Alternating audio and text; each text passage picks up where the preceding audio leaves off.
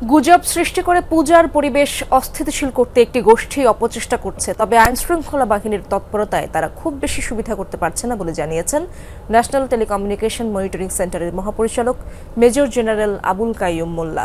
দুপুরে তেজগাঁওয়ে এনটিএমসির কার্যালয়ে শারদীয় দুর্গাপুজো উপলক্ষে মণ্ডপের নিরাপত্তা রক্ষায় সুরক্ষা অ্যাপ ব্যবহার নিয়ে এক সংবাদ সম্মেলনে একথা বলেন তিনি জানান, এবার এই অ্যাপ ব্যবহারের মাধ্যমে শুধু নিরাপত্তা জোরদার নয়, গুজব ঠেকাতেও কার্যকরী ভূমিকা রাখছে আইনশৃঙ্খলা বাহিনী।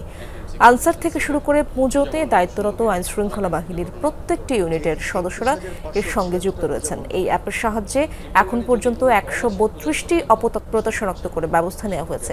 সরকার চাইলে জাতীয় নির্বাচনেও অ্যাপটি ব্যবহার করে নিরাপত্তা নিশ্চিত করতে পারে বলে জানান এনটিএমসি মহাপরিচালক।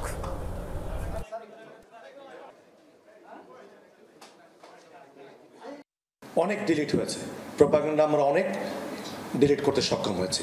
শুরু থেকে এই পর্যন্ত হচ্ছে, রিপোর্ট করছি, রিমুভ হয়ে যাচ্ছে। সুতরাং এই ব্যাপারটা আমাদের নজর আছে।